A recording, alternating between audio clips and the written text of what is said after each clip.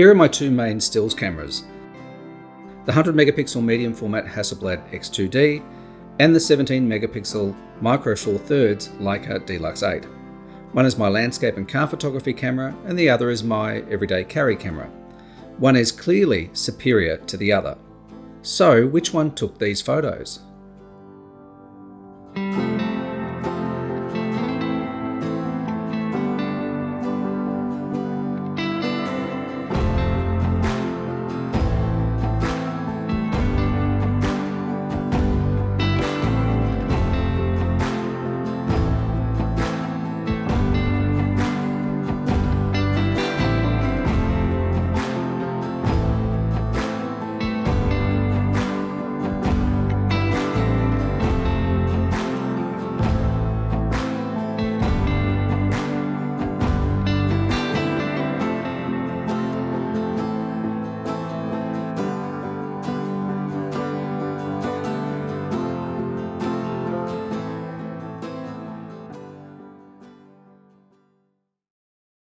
For about as long as I can remember, one of my dreams has been to shoot a coffee table book of beautiful cars with beautiful models in the harsh Australian desert. The idea dates back to when I shot the Dunhill Concourse d'Elegance on Hamilton Island. Must be back in the late 80s, I would say. It was an event where owners of rare and exotic cars teamed up with fashion designers and high-end fashion models to create a sort of a combined car and fashion show. The whole week was just a blur of over-the-top, multi-zillion dollar decadence with absolutely immaculate Goldwing Mercedes-Benzes, Z1 BMWs, Di Tommaso Mangustas, all this kind of stuff there. Anyway, a few weeks ago, my wife, my son and I did a 2,000 kilometre round trip in the Aussie outback in the height of summer. Sadly, not to shoot my pie-in-the-sky coffee table fashion car book, but to return to an area that's been on my mind for many, many months. Tagging along on this trip were my two favourite cameras right now, the delightful little Leica D-Lux 8, which I've reviewed on this channel, and yet I finally went and got the little, what would you call it, a petal lens cap, but I didn't buy the Leica one because that's about $1 billion. Instead, I bought the JJC ALC LX100 version. Works just as well. And the good thing is, my CPL can live under the cover, no problem. So that's a real bonus. Love this little camera. The other one that came along the trip was my Hasselblad X2D, a medium format masterpiece. I've also done a review on this channel of this camera and just recently added the wonderful XCD 90mm 2.5 V lens, which is pretty much the perfect focal length for photographing cars and people and a whole bunch of other things. So I've started using that lens and so far I do rather like it. It's incredibly good. Anyway, my intention, my hope, was to capture something beautiful in 100 megapixels of Hasselblad loveliness. The Leica's job was simply to be the snapshot camera, capturing moments of whimsy as they appeared and vanished through the car window on our 2,000 kilometre journey. However, things did not go as I expected. Now, as you know, I love to photograph cars, but I also love to shoot landscapes. I've done both genres for decades. So a beautiful car in an amazing landscape is ultimately my favorite photo shoot. Now, getting us to the desert on this trip was my Mitsubishi Outlander. I bought it to handle the daily commute to and from my son's school. There's a whole story around that, but he ended up in a school that is down Shit Creek. It's miles from our place. So far, in just 2 years, the Outlander has racked up 63,000 kilometres, which is around about 39,000 miles. It's currently fitted with Yokohama Geolandar AT4s, and it's proven to be a really comfortable, economical, reliable family hauler. The maintenance costs are low, and in light to medium off-road environments, it's proven to be surprisingly competent, especially around my dad's place up in the high country with, slippery tracks and steep inclines and stuff. Despite the absence of a transfer case and low range in this four-wheel drive, it's actually very, very good in, I would say medium off-road situations. However, unlike our previous family car, the bulletproof Mitsubishi Pajero, also known as a Montero in the US because Pajero means wanker in Spanish, the Outlander has proved no match for the relentless punishment of Australia's harsh off-road desert tracks.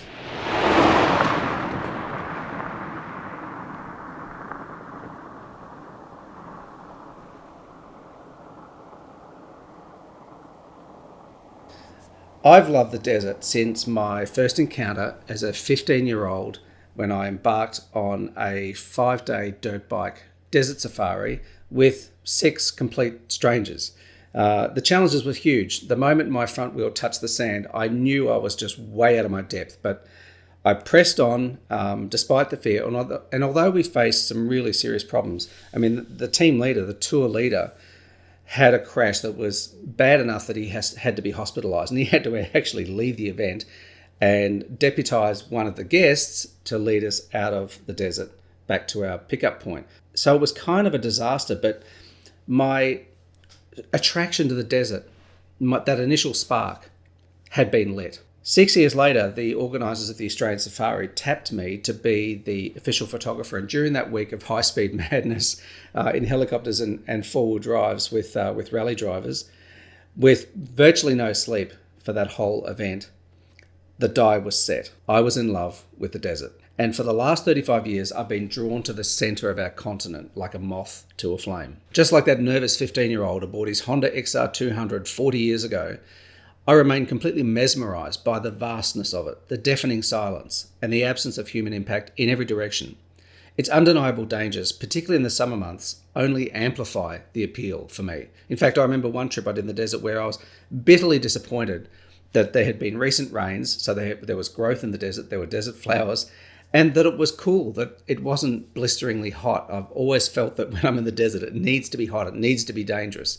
That's just how I see the Australian outback. And if it's not like that, then I'm kind of disappointed. So anyway, we're in the far west desert region of New South Wales here in Australia. And in one bag, I have my X2D complete with 3 lenses, the XCD 35-75, Voigtlander 21mm f1.4, and the Leica R-mount 80-200 f4. One moment. Shut up, Siri. And in the other bag, or rather this lovely little Bellroy sling, I have the D-Lux 8 with its tiny little sensor and its versatile 24-75mm zoom lens. The Hasselblad promises class-leading colours, of course, and dynamic range. The dynamic range particularly is something that's going to be important out in the desert's piercing bright 40-degree sunshine. But strangely, despite my intentions, I find myself reaching for the little Leica time and time again. And with each shot, I'm shocked at its ability to record what I'm seeing with beautiful colours, more than enough detail, and the undeniable convenience of multiple focal lengths in one small package. And every time I check the image that I've just shot on its gorgeous little, sadly non-tilting rear screen, it shows me that while the X2D is obviously the superior camera in so many ways, this little D-Lux 8 is, well, enough. In fact, I suspect that for most people it's more than enough. I managed to drag myself out of bed on the second morning to capture an image of the Barrier Range with the Hasselblad, and despite arriving at my destination, unfortunately after sunrise, I'm still satisfied with the result. The one thing that the Hasselblad does really, really well is render subtle tones, thanks to its ability to record 281 trillion colours, which is just mind-boggling. I also shoot the remote rail line that hauls the ore out of Broken Hill's massive open-cut mines, and I'm reasonably happy with this. It's a cliched shot, but not every shot needs to be unique. Sometimes cliches are cliches because we like them, because we enjoy them. But the real surprise on this trip is this little Leica. This little premium compact camera does a lot of things really well, and I honestly believe that it is worth the price of entry into the Leica brand. I always look at it this way: anything is worth what a person is prepared to pay for it, and everything can be viewed through the prism of what would it cost you to make the same thing. I've had this argument with people many times. When I went to the 80 Series Land Cruiser launch decades ago in the Australian Outback, rolled up to an Outback pub, parked all the cars out front, went in, had a few beers, and one of the blokes in there, one of the locals said, "So how much is that thing outside?" I said, "Well, the red one I'm driving, that's about 80 grand, something like that." And he goes, "That's ridiculous, that's not worth that." And in a moment of inspiration, I was an arrogant little prick back then, I said, "Well, you try building one for 80 grand. And it's true. I mean, this thing is, $1,800 Australian. No, hang on a minute. $2,800 Australian. But I couldn't make this. I couldn't make the lens cap for $2,800. Well, maybe I could make a lens cap for $2,800, but you know, you get all this technology, all this beautiful engineering, this industrial design, and if you can afford $2,800, well then it's worth it. If you can't, then maybe it isn't. Anyway, I could rant about that stuff forever. Anyway, on our last day in the desert, we spend a lazy afternoon at the Silverton pub. The Silverton pub is a unique spot just northwest of Broken Hill, and it's where countless outback movies and commercials have been filmed, including my childhood favourite, Mad Max 2, known in the US as The Road Warrior. Loved that film. I must have watched that film 40 or 50 times as a kid, and a number of times as an adult too.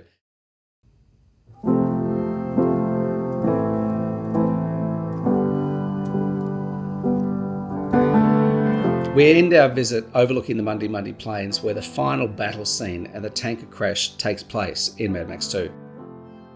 Along with a dozen other folk, we bear silent witness to the sun setting below this vast post-apocalyptic scene.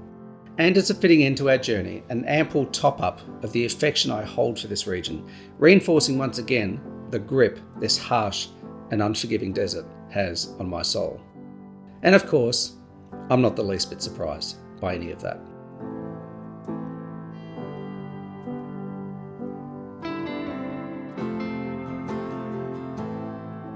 The surprise, it turns out, is the joy I get from this little thing, from this little compact camera.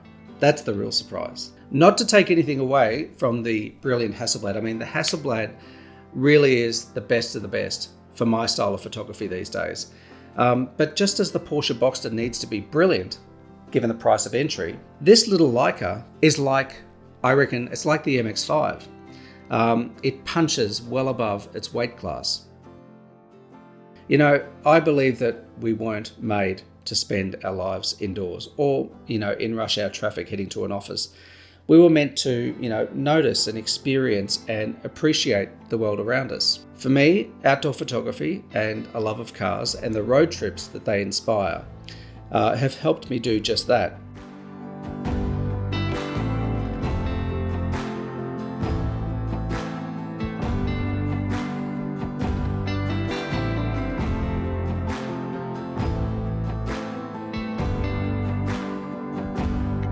Anyway, for more musings on car and landscape photography and life in your 50s, subscribe to my newsletter. It's called One More Thing. You'll find a link to that in the description. And it's just an occasional newsletter. It's not set to a specific schedule, talking about ideas related to those topics. Car and landscape photography and living in your 50s. And maybe there'll be some stuff in there that's of interest to you. I don't try and flog you a bunch of crap in it every time I send it out, so it's not like your usual newsletter that is just there to sell stuff to people. Anyway, here's a couple of other videos that you might like over here. Thanks for watching. See you next time. Bye for now.